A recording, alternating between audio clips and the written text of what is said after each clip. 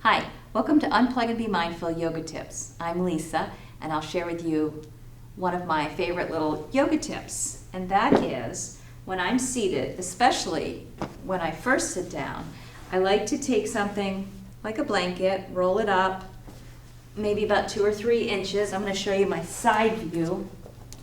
I like to lift my hips a little bit, and then I usually kind of roll back down, so it gives me a nice curve in my lumbar spine. Our spine has 3 curves. It's got the cervical, which goes like this, and then the thoracic, or the middle of your spine, which goes like that, and then the lumbar, which curves like this, and then actually I guess it's got 4, and then it curves back under for the sacrum.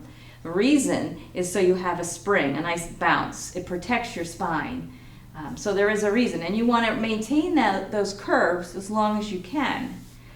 And you want to maintain them in your poses, especially when you're forward folding, I find.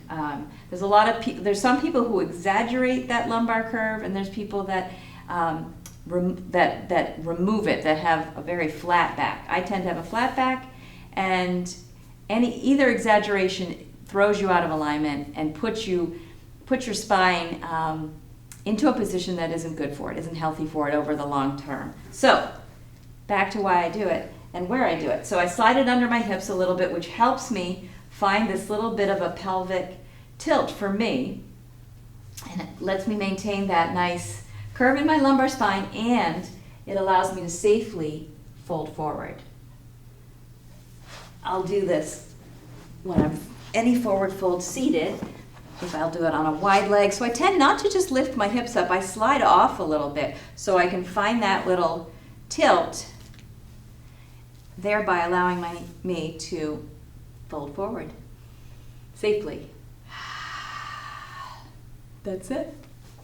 That's my raising of my hips tip. Thanks so much for joining me. I'll see you soon for our next episode.